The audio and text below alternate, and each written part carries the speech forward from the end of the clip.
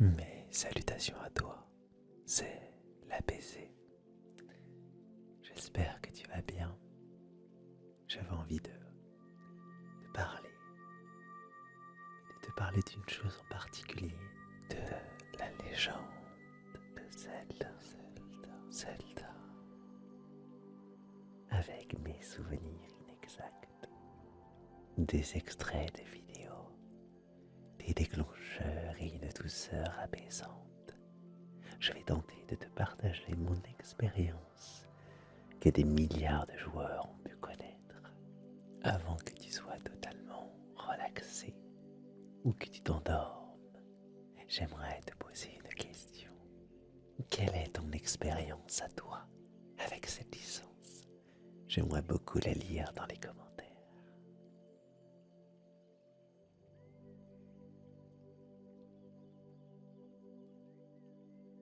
Zelda, c'est une musique. Ce sont tes musiques. Alors, moi, ce qui est étrange, c'est que j'ai connu Zelda avec Zelda 2. Donc, j'ai pas été bercé par, finalement, ce thème assez cultissime de la saga. Ce thème que j'adore. Pour moi, le thème principal de Zelda, c'était la musique d'introduction de Zelda 2. Ce Zelda si particulier est un peu pour moi une Madeleine de Proust. Et j'aime de temps en temps me relancer dans cette aventure qui me ramène en enfance. Ce petit garçon qui jouait avec son frère et qui tentait d'aider Link à sauver cette princesse endormie. C'est une de mes premières expériences en tant que gamer.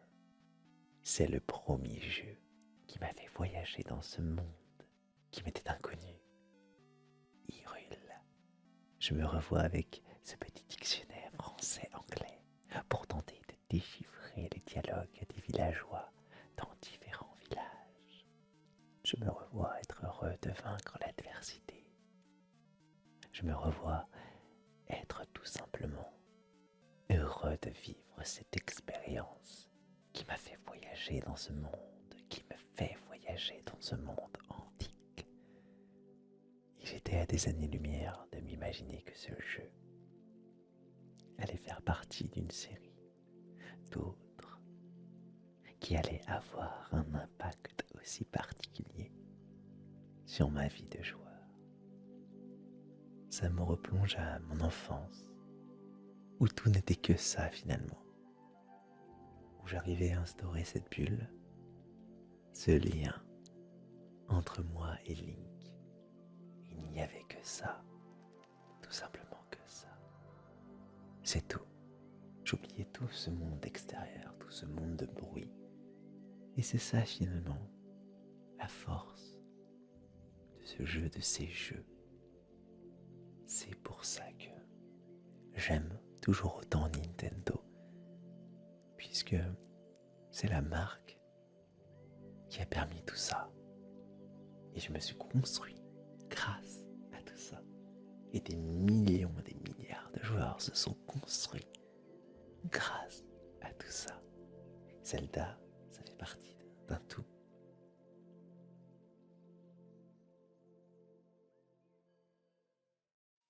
On avance un peu dans le temps. J'ai ma Game Boy et je joue à Link's Awakening. Le premier jeu Game Boy qui m'aspire littéralement. Je n'avais pas réellement de passion encore pour ce jeu. Et quand je jouais à Zelda Link's Awakening, je faisais aucun lien avec Zelda 2. Avant cette formidable aventure sur l'île Cocolinte, je commençais à indirectement m'intéresser à Link et Zelda via des magazines Nintendo ou encore le Super Mario Show à la télévision avec la série The Legend of Zelda. Cela nous permettait de continuer les aventures et d'en connaître davantage sur l'univers étendu. Et ça m'a permis de tomber amoureux de cette musique, de ce thème si particulier de The Legend of Zelda.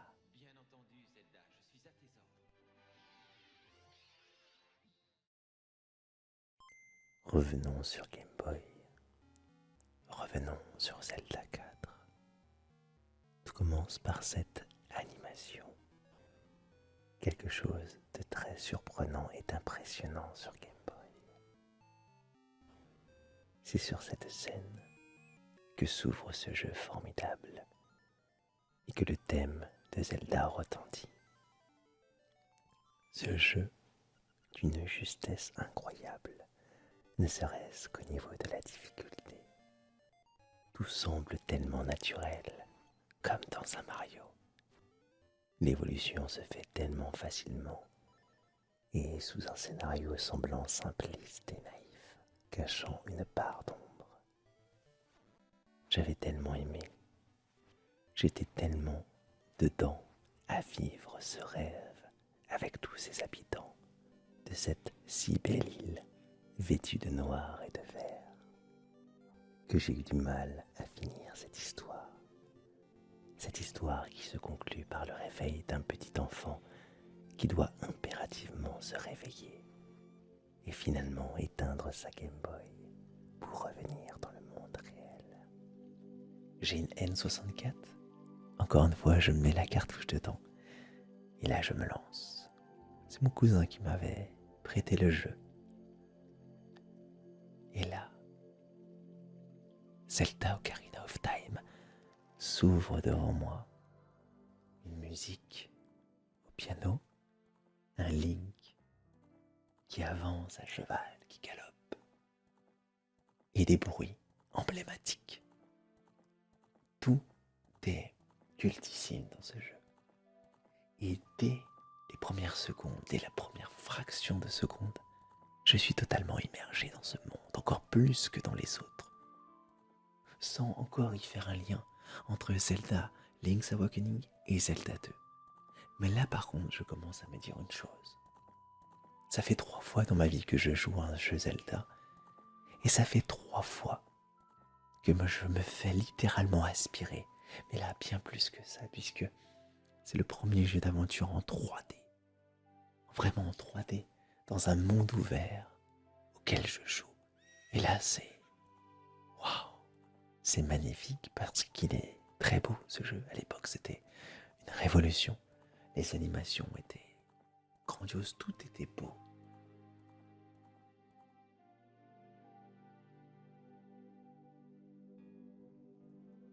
Tout était magnifique.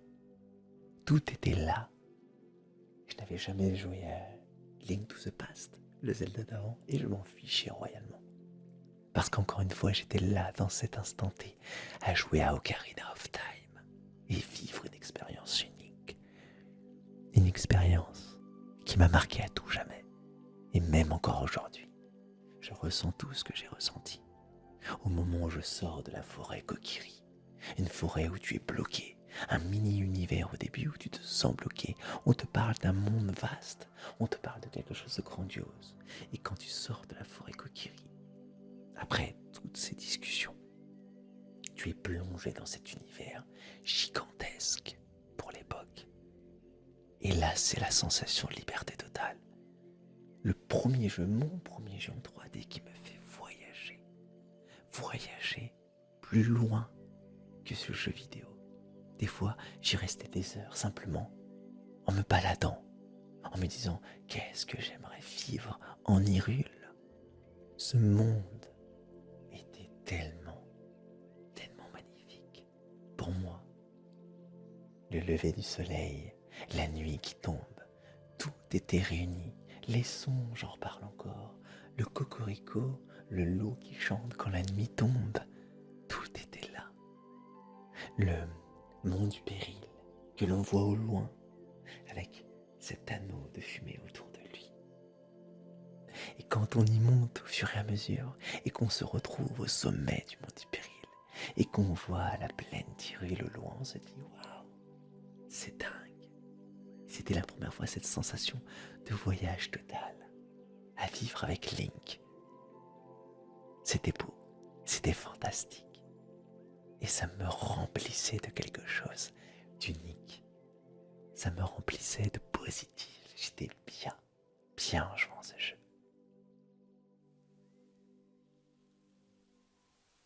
te présente Shake ou Chic.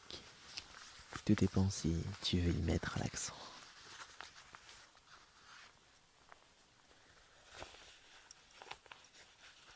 Personnage entouré de mystère et dans le jeune Link, le héros du temps des jeux Zelda, dans sa quête. Sous ce costume mystérieux se cache un personnage clé de la saga. Mais si tu veux connaître son identité, il va falloir que tu joues. Je vais utiliser ce petit chiffon et frotter avec délicatesse pour que tu ressentes et que tu écoutes la douceur de cette statuette.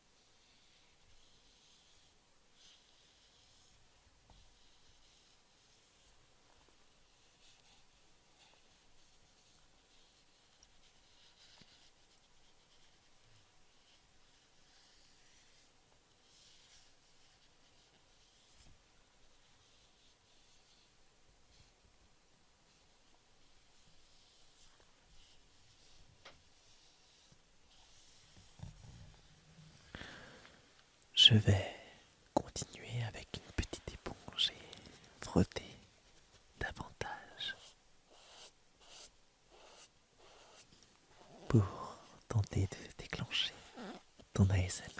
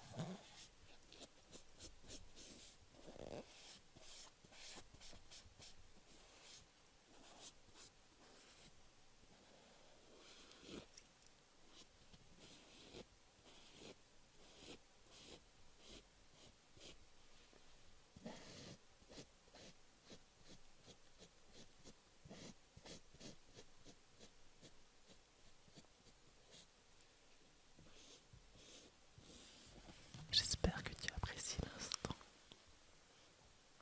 Maintenant, avec une éponge un peu plus granuleuse,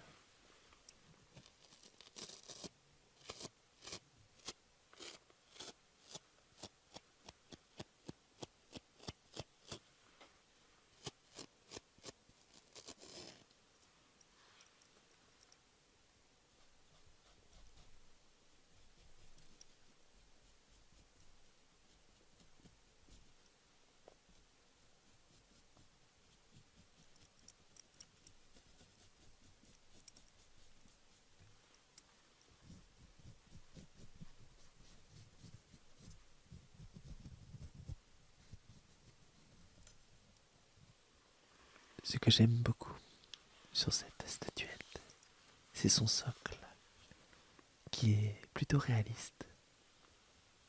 Je vais te montrer de la neige et de la glace qui nous rappelle la scène très poétique de ce jeu quand Shake apprend à Link une nouvelle musique douce et enivrante.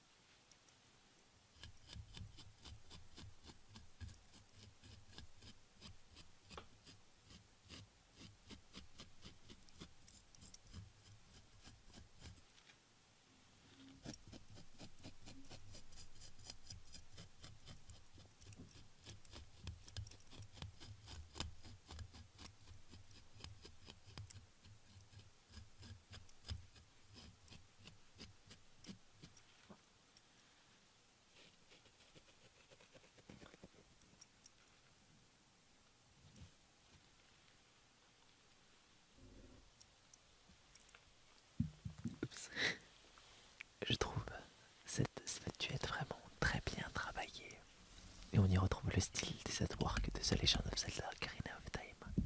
Les couleurs vives, mais aussi ce côté manga que j'aime beaucoup. Il est temps de passer au héros principal de la saga. J'ai nommé Link, le héros du temps. Regardez-moi cette statuette d'une toute beauté. Beaucoup de détails et peinte à la main.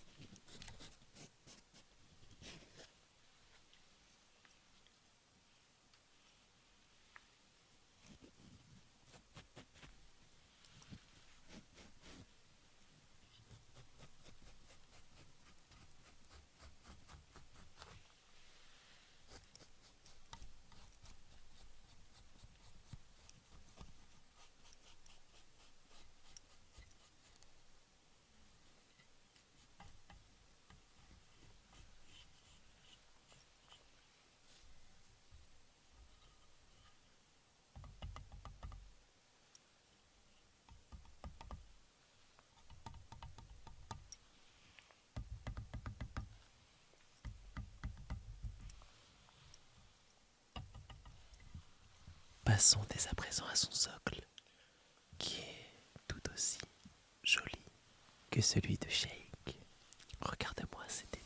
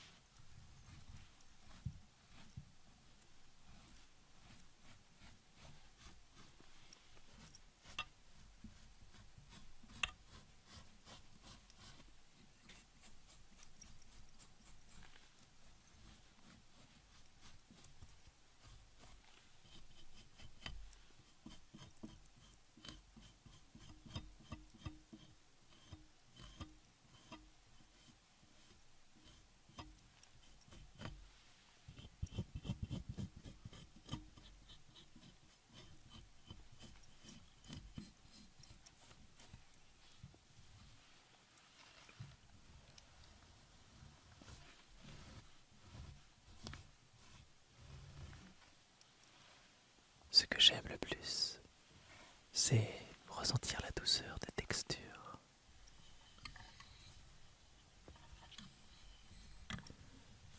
En tout cas, j'espère que tu apprécies tout autant que moi ce voyage ASMR. La suite. La suite. Majora's Mask. Très bon jeu, mais que je n'ai pas apprécié à l'époque à sa juste valeur. Pourquoi ? Parce que j'étais encore envoûté par Ocarina of Time et que je voulais une suite directe. C'était une suite directe, mais pas comme je l'aurais imaginé, pas comme je l'aurais voulu.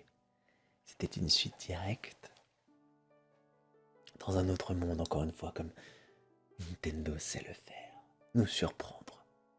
Et c'est bien, c'est très bien. Et je le vois encore aujourd'hui. Nintendo ne fait jamais ce que le joueur veut. Il tente de surprendre toujours plus davantage. Et c'est chose faite avec ce jeu. Puisque Majora's Mask est un des Zelda, encore une fois, encore plus sombre et avec des messages assez profonds, comme d'habitude. Là, on y parle du deuil. La mort rôde dans cette aventure. Mais c'est présenté encore une fois subtilement, poétiquement. Une aventure qui est dans la nostalgie, beaucoup dans la nostalgie. Une aventure angoissante, plus angoissante, et qui a des années-lumière finalement de l'univers que nous proposait, enfin plutôt l'univers proposé dans Ocarina of Time. On y retrouve notre Link, qui est resté enfant, et on sent, parce que le lien est fait, on se sent perdu dans ce monde. Parce qu'on y voit des choses familières, des personnages que l'on a rencontrés, mais ils n'ont plus le même rôle en fait dans ce jeu. C'est un monde parallèle, où tous les personnages que l'on a rencontrés dans Ocarina of Time sont complètement différents. Ils ont d'autres places dans ce Zelda. D'ailleurs, Zelda n'est présente qu'une seule fois, dans un flashback. Et c'est grâce à elle, encore une fois, que Link va pouvoir s'en sortir puisque Link se souvient de ce passage où il apprend le chant du temps, transmise par la princesse Zelda. Un jeu, encore une fois, qui m'a inspiré, qui m'a stressé.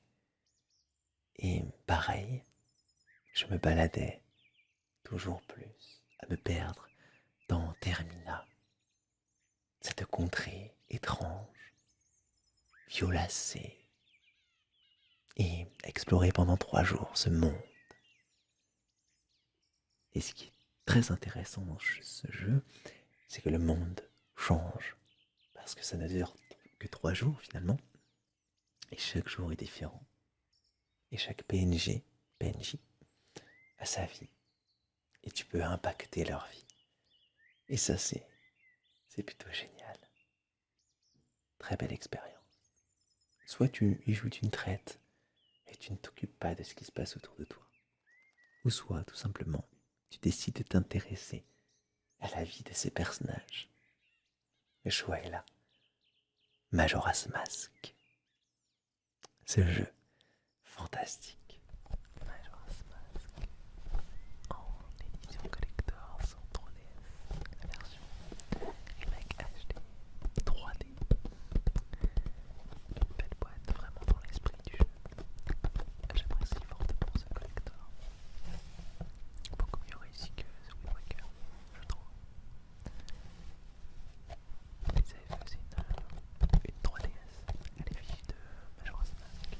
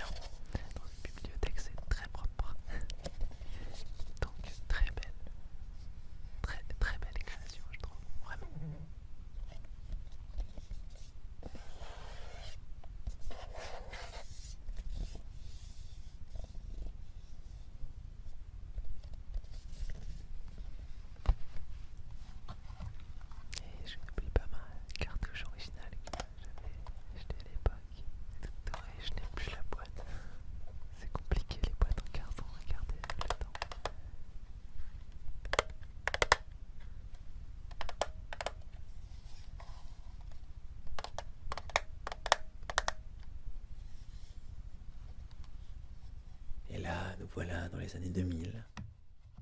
Tout le monde attend un Zelda mature. Tout le monde attend la suite d'Ocarina of Time.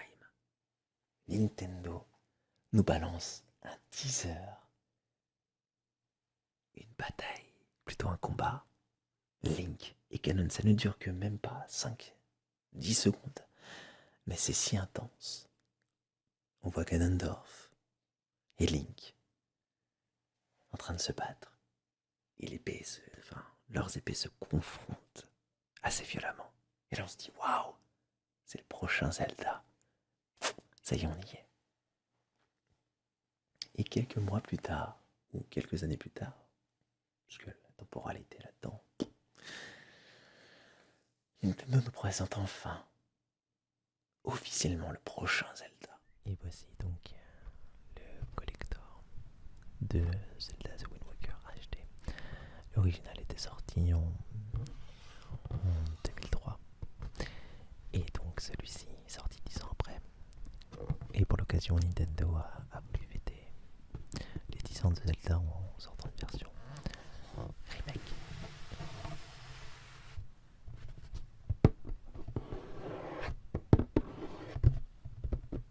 Dans ce pack, il y a le jeu original, comme tu peux le voir, et donc une statuette de Ganondorf, le fameux méchant dont je te parlais.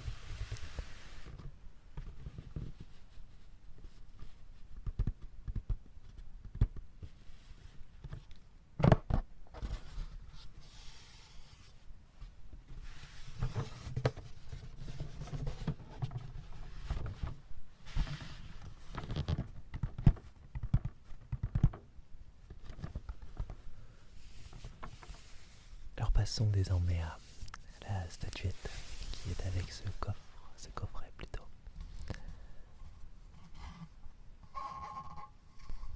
J'aime beaucoup l'idée qu'une figurine soit rangée sous un globe en plastique, bien évidemment pas en verre, à l'abri déjà de la poussière, c'est déjà un bon plus. Comme tu peux le constater, c'est plutôt une belle figurine, mais de loin.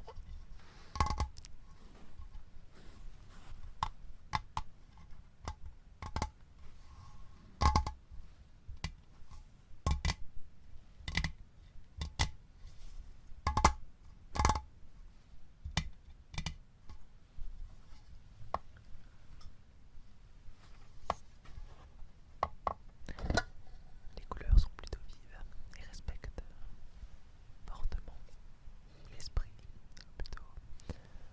Oui, l'état d'esprit du graphisme qui était plutôt cartoon. Alors, malheureusement, elle est totalement en plastique aussi.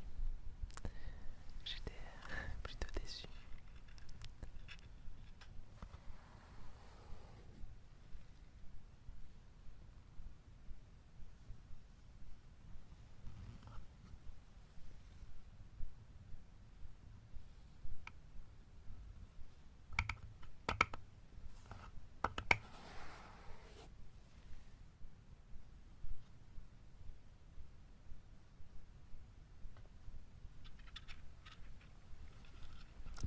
Je me suis permis de la zoomer pour que tu te rends compte un peu par toi-même des petites lacunes qu'elle a. J'ai pris grand soin d'elle. Elle est sur une commode, je ne la touche pas. Elle est sous son bloc et tu peux constater des petites marques et même la peinture qui déborde. On se rend compte vraiment que les finitions ne sont pas vraiment très bien travaillées. Et ce point de colle, par exemple, juste ici.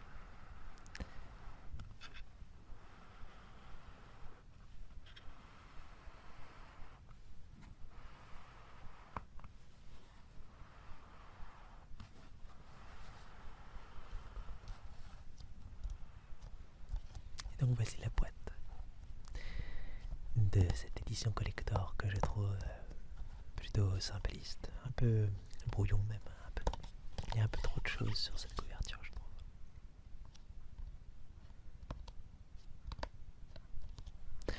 c'est un type européen, donc avec toutes les langues que l'on peut retrouver en Europe, enfin la majeure partie.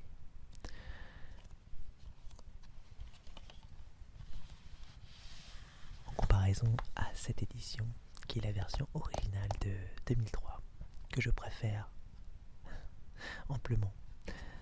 Déjà, c'est une édition totalement française, comme tu peux le constater. Et comme tu peux le voir, nous avions droit à une version Ocarina of Time et la version Conquest, qui est un peu plus dure.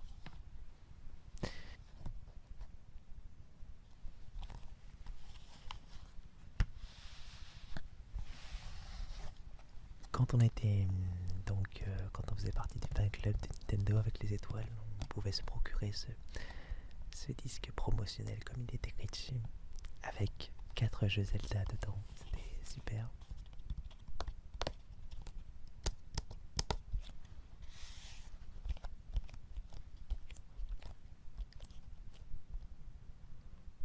Donc il y avait The Legend of Zelda, Ocarina of Time, Majora's Mask et Zelda 2. Et voici l'édition collector de la Wii U, Wind Waker. La meublette à l'effigie de Zelda, que je trouve plutôt sympathique. Bon, rien de transcendant, mais voilà. Je trouve que l'esprit est respecté. Donc c'est l'essentiel. Ce qui me chiffonnait un peu quand je l'ai acheté, c'est que malheureusement, Zelda The Wind Waker n'était qu'en version immatérielle. Il n'y avait pas de boîte. Voilà, donc c'est un jeu que l'on télécharge. Je trouve ça plutôt dommage.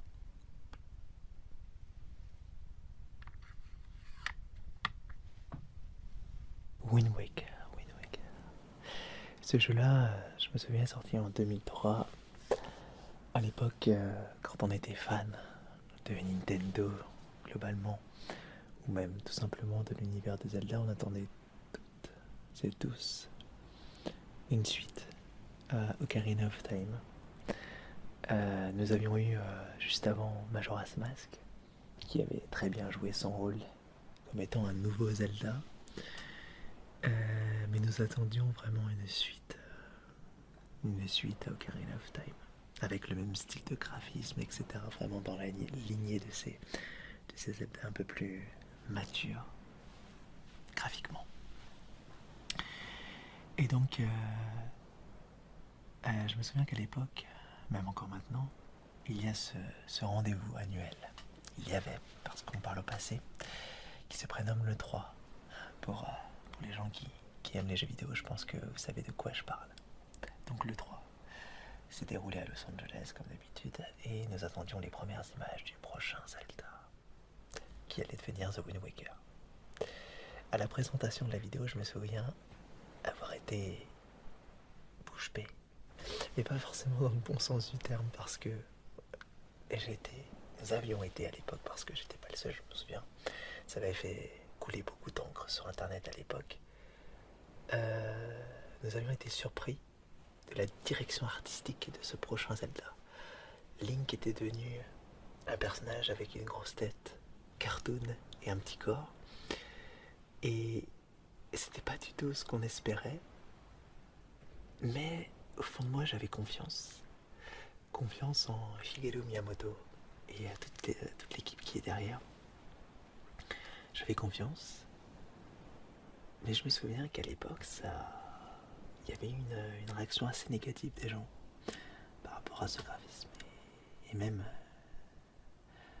la réaction en direct quand Miyamoto propose la bande-annonce. Les applaudissements ont mis du temps à se faire entendre et on sent une crispation. Mais finalement, j'ai eu confiance et j'ai eu raison de faire confiance à Nintendo encore une fois, car ce fut pour moi une belle expérience. Malgré ce côté enfantin, ce côté cartoon, eh bien, au fond de ce Zelda, il y règne vraiment une atmosphère assez nostalgique, assez noire. Et c'est ça que j'ai apprécié dans le jeu. Graphiquement, très beau aussi. Les décors sont véritablement sublime. L'aventure est, est très différente d'un Zelda classique. Et vraiment le scénario, oui, c'est ce que j'ai admiré dans ce jeu. Voilà mon expérience de Wind Waker. C'est un jeu que j'ai énormément apprécié. C'est pas mon Zelda préféré, mais disons que c'est un des Zelda qui m'a touché le plus. Encore une fois, malgré le fait que le jeu soit enfantin, graphiquement très enfantin, eh bien, on nous amène encore des idées, une histoire, des messages profonds sur, sur la nostalgie, que ce n'est pas bien de vouloir se ressasser le passé, que le passé est derrière, et que devant, il faut aller de l'avant. Le passé, c'est le néant. Le message, c'est ça finalement. Il me semble que c'est le premier Zelda où Ganondorf, ou plutôt le méchant, est assez impressionnant, enfin dans le sens où il me semble que c'est la première fois qu'on voit Ganondorf lever la main sur la princesse Zelda, assez violemment d'ailleurs. Et ça m'a surpris à l'époque. Et même le coup de grâce qui permet de tuer Ganondorf, est assez violent aussi. Un coup d'épée dans le crâne. Mais encore une fois, un Zelda qui, quand j'y pense, me ramène à cette époque. Je me rappelle que c'était sorti fin du printemps, je crois, il me semble. J'ai encore la cartouche dorée, la boîte dorée.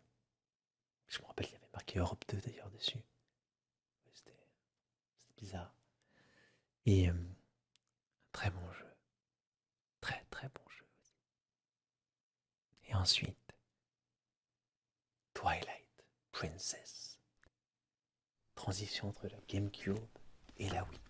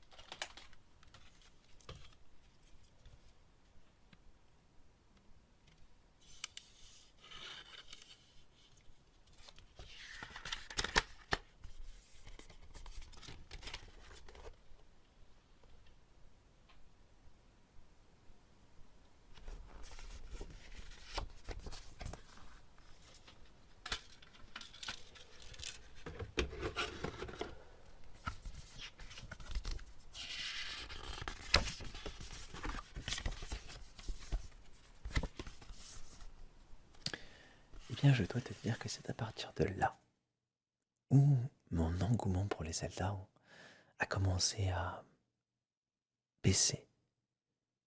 Alors, la bande-annonce était hyper badass, je me rappelle la présentation, ça avait crié, ça y est, Nintendo a enfin écouté les joueurs. Et c'est une erreur pour moi. Ils auraient dû continuer dans cette lancée surprenante.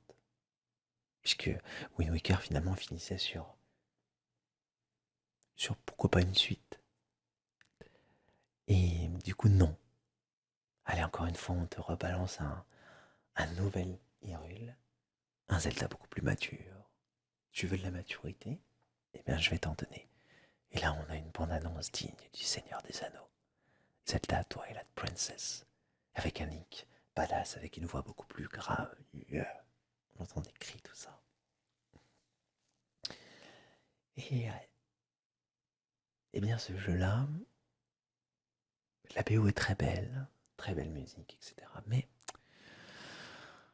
non, pour moi, c'est un jeu classique. Ce n'est pas. C'est un Zelda, c'est un bon Zelda, mais ce n'est pas le Zelda qui m'a fait, qui m'a aspiré comme les autres.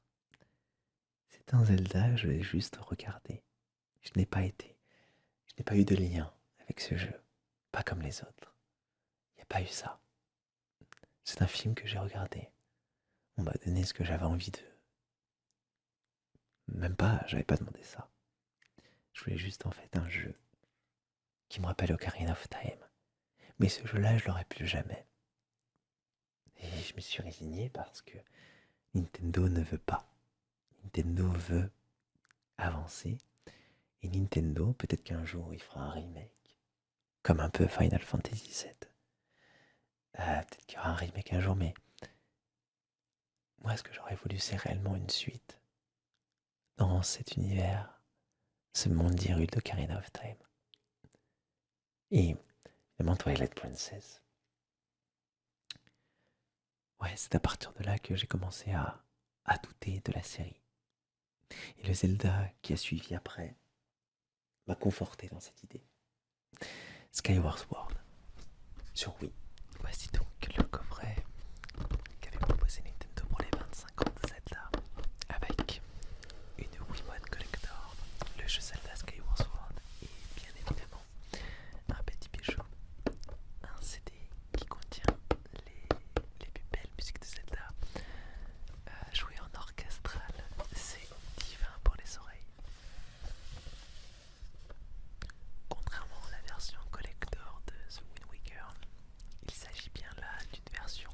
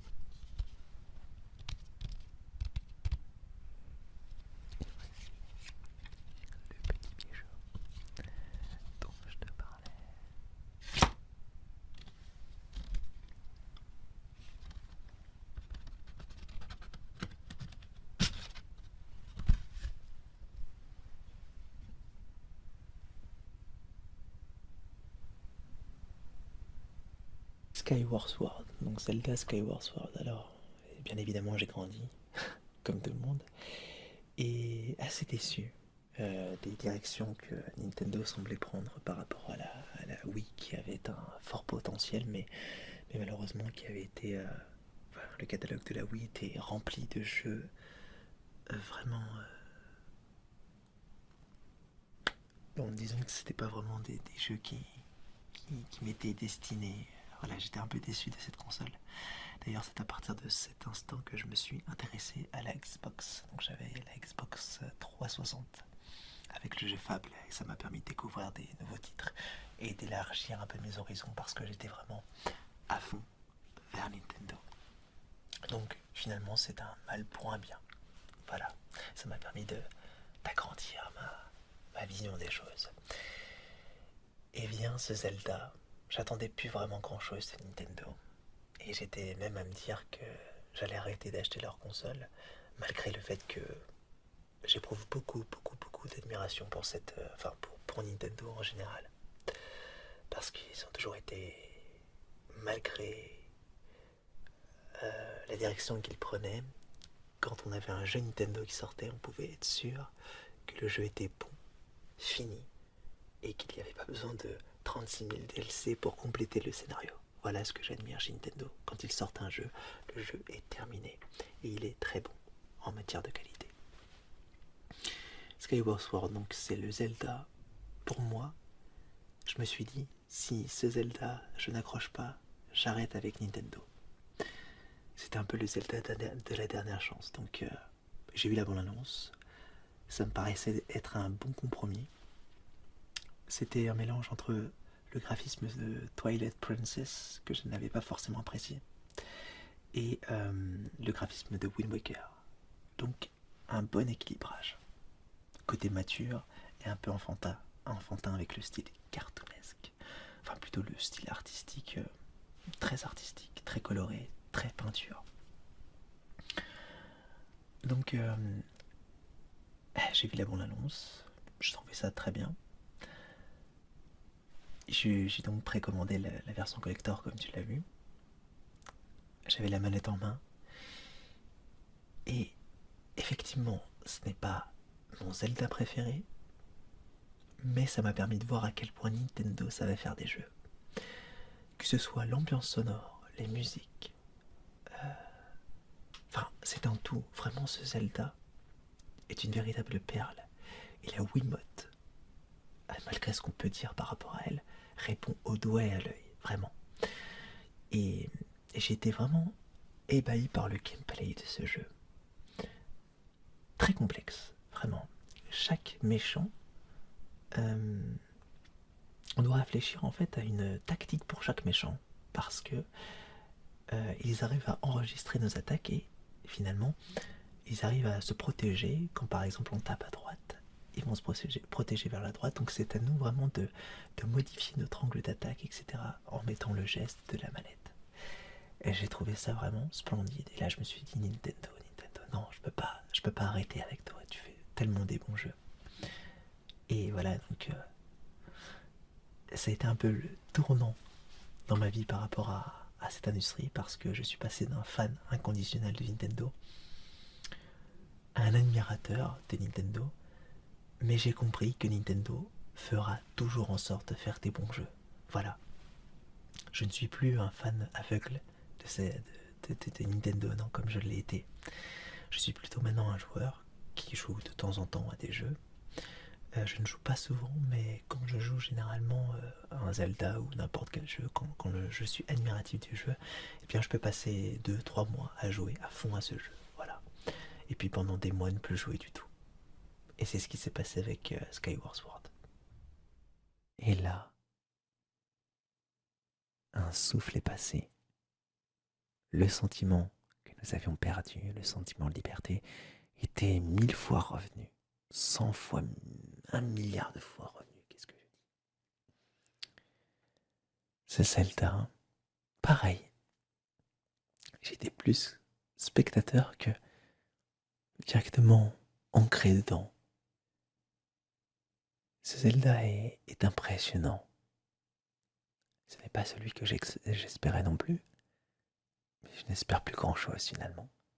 Mais pourtant, eh bien, ce que j'apprécie, c'est ce côté liberté à fond. On y va à fond. On découvre des ruines, des choses comme ça. Mais j'ai trouvé ça trop simpliste. Sachant que on avait connu des jeux comme Skyrim, avec des histoires assez profondes ou des univers très très très très profonds. Et finalement, ce Zelda-là m'a pas donné plus que ça. J'ai apprécié le gameplay, j'ai apprécié l'univers, j'apprécie parce que c'est Zelda. J'ai adoré parce qu'il y avait des voix françaises, un doublage enfin dans Zelda. Mais j'aimerais tellement plus et tellement plus d'évolution pour cette saga. Ce que Nintendo a vraiment du mal à faire. Parce que le doublage des voix, c'est bien, mais quand tous les PNJ parlent avec des voix, c'est encore mieux. On retrouve finalement un Zelda comme avant, avec des onomatopées. Ou, oh, hein, quand tu parles, des choses comme ça. Alors c'est pas un défaut, c'est sûr, ça nous permet de nous imaginer la voix, tout ça. Mais c'est pas suffisant. Après le monde est riche en soi, mais il m'a pas donné envie de m'y intéresser. Pas comme un Skyrim, comme un Mass Effect, comme un Dragon Age. Tu vois, non, ça m'a pas donné l'envie d'approfondir les choses. Pour moi, Breath of the Wild, c'est un jeu qui ne va pas assez au bout des choses. Et pourtant, attention, c'est un très bon jeu. Et Nintendo a été très loin avec ce jeu. Mais il ne va pas assez jusqu'au bout des choses, pour moi en tout cas. Toutes les choses que l'on voit dans ce jeu, c'est du vu et du revu, mais en mieux fait, certes. Et en réaliste, en fait, ils ont poussé le truc au maximum. Mais c'est pas ce que je voulais. C'est pas du tout ce que je voulais. C'est pas ce que j'attends d'un Zelda. Donc le prochain Zelda, je l'attends, mais sans plus. Je suis plus à l'affût de la suite de Mass Effect, de la suite de Dragon Age, et peut-être que c'est parce que j'ai grandi aussi. Peut-être que je n'ai plus les mêmes attentes.